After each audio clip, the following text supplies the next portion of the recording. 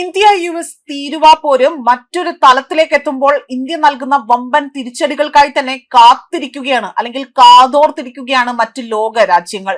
Greenland വിഷയത്തിൽ പോലും 8 രാജ്യങ്ങൾക്ക് നേരെയാണ് ട്രംപ് തീരുവ ചുമത്തിയത്. അതോടൊപ്പം തന്നെ ഇപ്പോൾ ഇന്ത്യ നിശബ്ദമായി തീരുവ വിഷയത്തിൽ നടത്തിയ സർജിക്കൽ ആക്രമണത്തിൽ വെട്ടിലായ ട്രംപ് ആകട്ടെ വിഷയത്തിൽ വലിയ രീതിയിലുള്ള പ്രശ്ന പരിഹാരത്തിനായി തന്നെ ശ്രമം നടത്തുകയാണ് എന്ന വാർത്തകളാണ് പുറത്തു വന്നിരിക്കുന്നത്. മാത്രമല്ല മറ്റ് രാജ്യങ്ങളാകട്ടെ ഇന്ത്യ ഏത് തരം നടപടിയാകും എടുക്കുമെന്ന് അറിയാൻ അവർ കാതോർത്തിരിക്കുകയാണ്.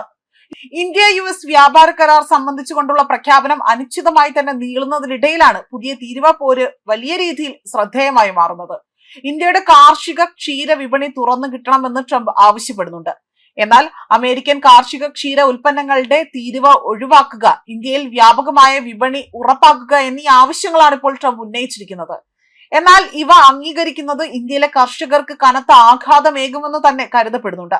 ട്രംപിന്റെ ആവശ്യത്തിന് വഴങ്ങിയാൽ മറ്റൊരു കർഷക പ്രക്ഷോഭവും അതുപോലെ തന്നെ വലിയ രീതിയിൽ പ്രതിഷേധങ്ങളും, അതായത് പ്രതിപക്ഷത്തിന്റെ ഭാഗത്തു നിന്നും മോദി സർക്കാരിന് വലിയ രീതിയിലുള്ള പ്രതിഷേധങ്ങൾ നേരിടേണ്ടി വരും.